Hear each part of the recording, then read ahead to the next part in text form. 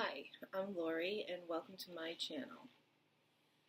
I have decided to tell my story on camera to everyone because I've found it really difficult or an effective way to work on my trauma.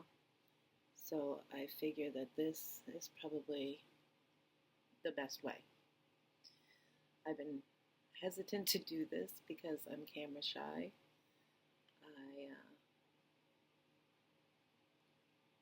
A lot of the times I get stuck, I don't know what to say, so I will erase whatever I started. So in 2011, I started writing my story. The title of my book is Arrested in Stilettos, and it's not finished, but I'm going to use it as a guide. So I'm going to read to you the beginning of my book, and then we'll just see where it goes. Chapter 1, Before the Divorce. I suppose I should start with my background, my family, and where I came from.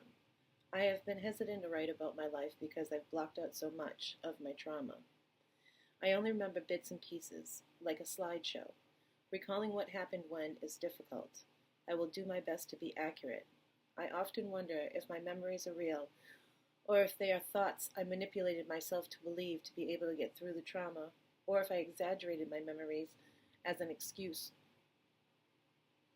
or for pity. I also wonder if the bits and pieces of my childhood memories are there for a reason, or if the bits and pieces, see what I mean? This is why I don't do this. I also wonder if the bits and pieces of my childhood memories are there for a reason, or if this scrapbook called my life is just made up of the memories of pictures I've seen throughout my life. The human mind is amazing and complex. Sometimes I wonder what is controlling what.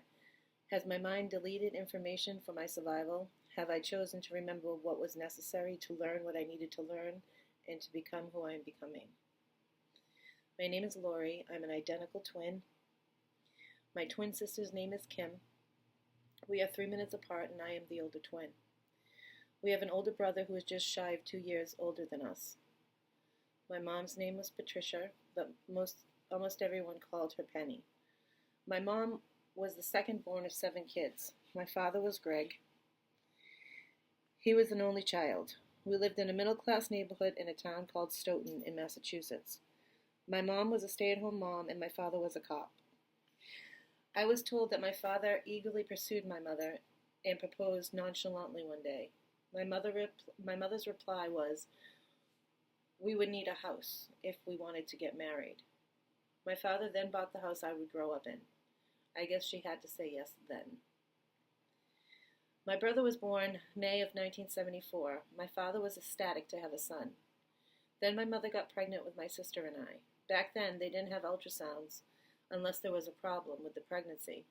During her doctor's appointments, my sister and my heartbeat were in sync, so my mother's doctor was insistent that she was just having one big, healthy baby. My mother said that deep down she knew that there were 2. In April of 1976, we shocked her doctor and we made our way into the world. I was told that my father's reaction was, what am I supposed to do with 2 girls? Apparently he was less than pleased. We were also told that my parents couldn't agree on names. There was talk of Lori and Lisa and Kim and Karen. In the end, my father named me Lori and my mother named my sister Kim. My father was an alcoholic and an asshole. I don't remember much from when we all lived together, but I will tell you what I do remember. I remember being uncomfortable when my father was home and because my mother was different when he was there. My mom would tell us to be quiet when my father was home, and she desperately didn't want us to piss him off. My father was amused at agitating my mother. He would tickle her or try to kiss her while she was busy making dinner or trying to do something. I remember wanting to watch the Brady Bunch so bad, and my father wouldn't let us because he wanted to watch MASH. Almost all of my memories of my father at our house is of him lying on the couch, drinking beer, smoking cool cigarettes, and annoying us all, but mostly my mother. I was young, though. My mother threw him out when I was 5. Let the daddy issues begin. I mostly remember all the trauma and hurt surrounding my father. I am hopeful that there were some good times, but all I remember is the twisted, bad shit when it comes to him. So I guess I should reflect a little bit right now.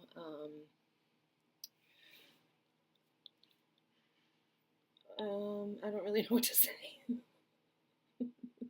Let's just get through the foundation, okay? We'll get to about 9 or 10 years old, and I'll go from there. Let's talk about trauma before I reflect on it. Okay, after chapter 2, after the divorce. This is my mother's side, like still in the home. After my father was gone, I remember being happy at home. I knew we didn't have a lot of money and that my mother was always stressed out about making ends meet. I loved my mother so much and I felt loved back. Every night I kissed and hugged my mother goodnight.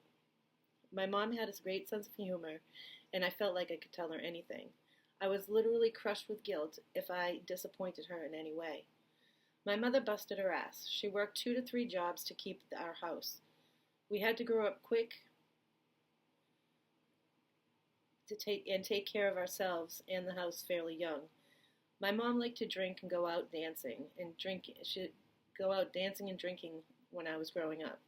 I viewed my mother as a social drinker. However, back then I thought a social drinker was someone who drank every day, but who I saw drunk very seldom. Even on the occasion I did see her drunk, it was a good time. If we happened to be awake when she got home from being out, and she had a good buzz on, she would cook breakfast food, turn up the radio, ZZ Top, Billy Joel, Def Leppard, and we would sing, dance, laugh, and eat together. My mother always wore a lot of makeup. In our house, there was a cutout in the wall between the dining room and the kitchen, and there was a 5 to 6 foot bar installed. My mother would sit there every day and every night and put makeup on and do her hair and talk on the phone and listen to music. If she was home, chances were she was sitting at the bar smoking, drinking, and fixing herself in the mirror. I used to just sit there watching her for hours, admiring her.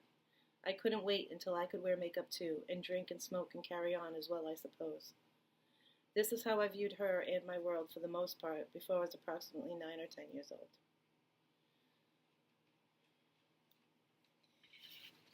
I have to go to the original now. I wrote the original in pencil and years ago, so it's and not edited, so it's tough to read. So the next part of chapter 2 is my father. From 5 to 8 years old, my father would pick us up to visit him sporadically. Okay.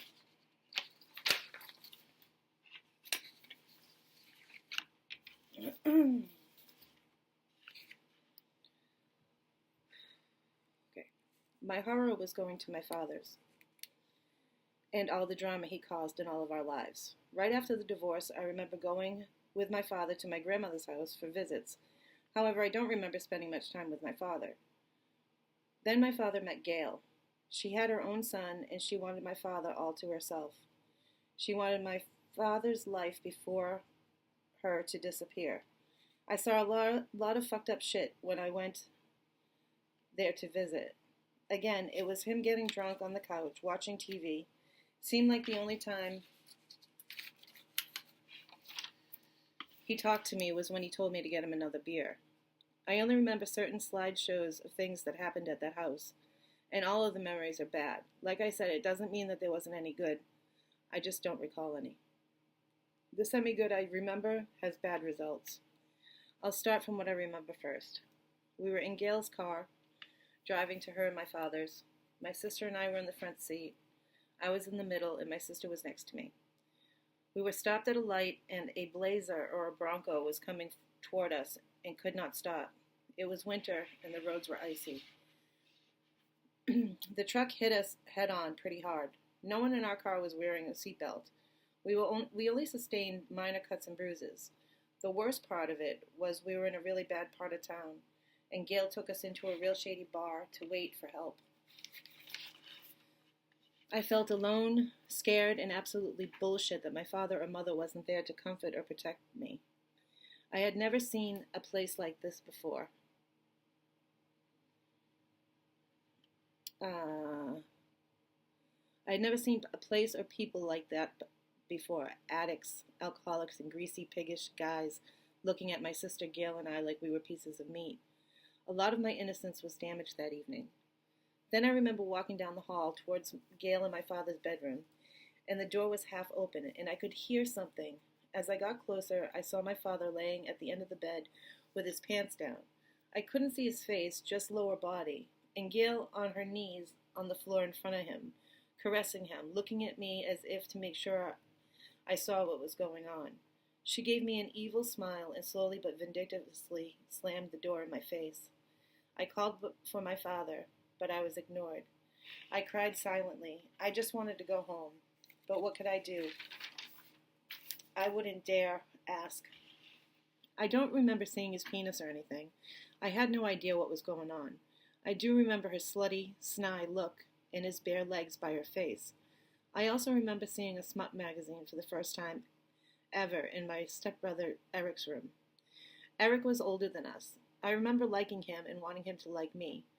He was kind to me, I think, but I don't remember much interaction with him. And this magazine wasn't just tits and ass innocent. The picture I remember was a woman sitting spread eagle, then spreading her lips dramatically with her fingers, with a sleazy fuck me look on her face. It was quite disturbing at the time. I also remember being allowed to watch my first R-rated movie at my father's. It was The Beastmaster, and I was way too young to comprehend or view this movie. There was odd creatures, violence, nudity, and a hot guy barely dressed the whole movie. It was great. However, it is another milestone of more innocence lost. I knew I shouldn't be watching it, but I liked the butterflies in my stomach indicating I was being bad and wouldn't get in trouble. I remember having a friend very briefly around the corner. I don't remember her name. I know I played at her house once or twice, and then I remember her crying in the driveway saying she could not be friends with me anymore, and her parents being mean to me, telling me not to ever come back there. The memory is very vague, but I know she was of Asian descent and the house was blue with a long driveway in front of it. I edited that out. I don't know why I'm reading it.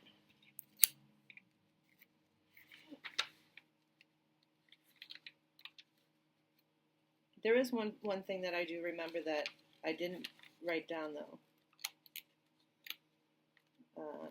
My father was painting the house,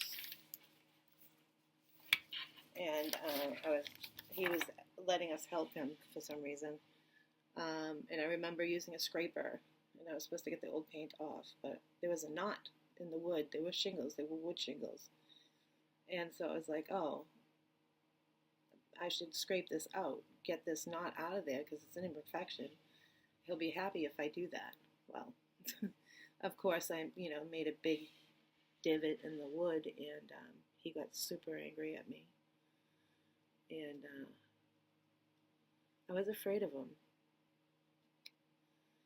But I remember he would call us names and stuff and just, tell us we're stupid. He just always made it clear that he had no use for girls. Okay, so let's go back to where I started.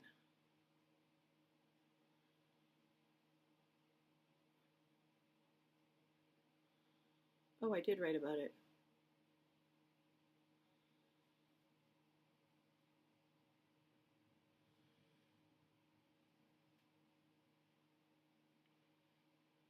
He yelled at me and then ignored me for the rest of the weekend. I was crushed. I remember my father, I remember my father and a gathering of people in the cabana in the backyard. My father had asked me to get him a beer. And I was thrilled that he asked me. I wanted his attention. I wanted to be important, loved, anything. So I was excited, and I ran towards the house. I thought that the slider was open, and I went full excitement smack into the glass slider. I hit my head violently. I fell back and hit my head again on a brick planter to the left behind me. I was in a lot of pain and overwhelmingly embarrassed. But that was nothing. Trying to keep my cool, all I could hear was my father laughing hysterically at me. I never felt so many horrible feelings at once before. I hated him with all of my being, and I pretty much continued to hate him more and more every day after. I remember going to say goodbye to my father one weekend in the backyard. I don't know if it was the same weekend or another one, but me and my sister and I, did not want to be there. My mother was waiting out front for us in the car, and my sister and I had our bags on our shoulders, and we were fully dressed, and we went over to my father to say goodbye, and he picked us up and threw us in the pool. I think I cried for 2 days, and I begged my mother to never make me go back there again. I don't think that my sister and I ever went there again after that. Oh, and here's one more memory that is branded into my brain. My father was drunk, sitting on the couch, and he told my sister and I to come over to the couch. He had an arm around each of us, one on each side of him with his arms around our stomachs.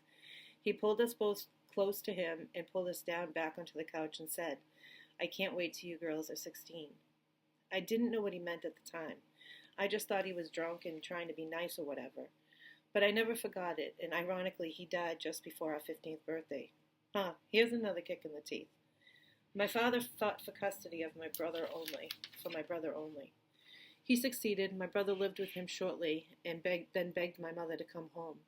My father used this to his advantage and would give my brother back to my mom for his half of the house. My mom took out a loan to buy the house to get her miserable son out of that miserable home.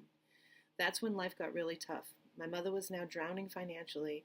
So all of this happened between when I was 5 and 10 or so. When I was 8 years old, I woke up one day with multiple bruises all over both of my legs. My legs hurt, and it looked like I'd been beaten with a bat, but I wasn't. They just appeared, and I couldn't walk. It didn't hurt like I had been beaten with a bat. My legs felt sore, and I had sharp, aching pains shooting up my legs when I would try to stand or walk. I was seen by numerous doctors. Nobody knew what it was. I was in a wheelchair for several weeks.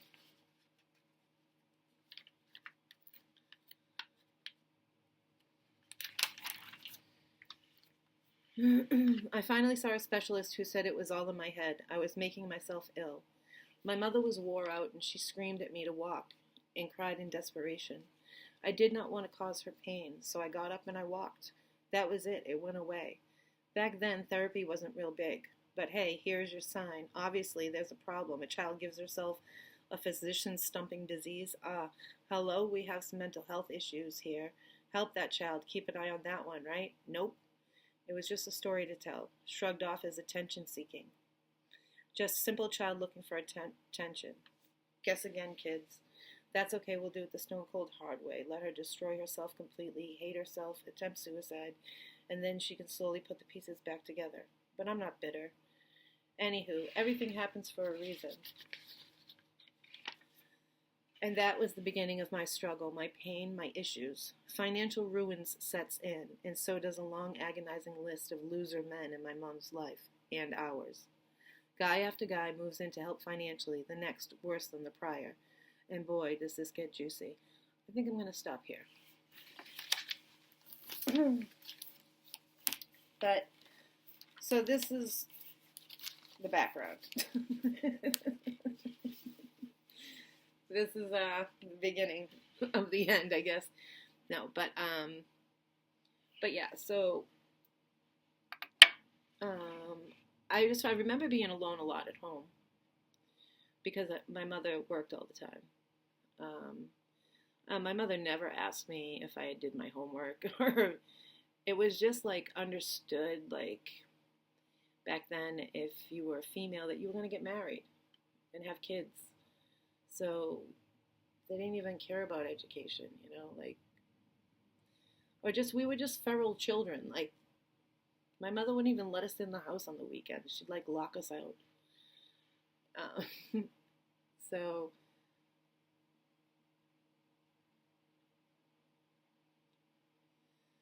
but I don't really remember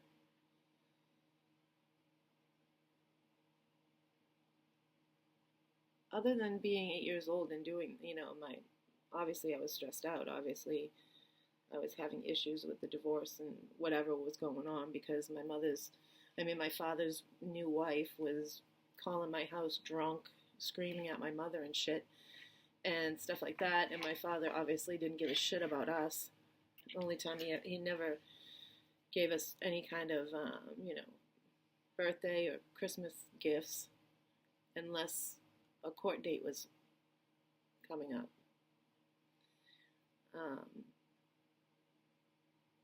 Anyways, so I love my mother a lot though. Like, until I was about 10. There is something that happened when I was 10 that really paved the way for my destruction. And I will get into that next video.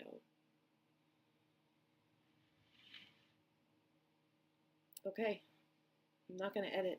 I'm just going to throw it out there into the matrix and see what happens. Thanks for listening.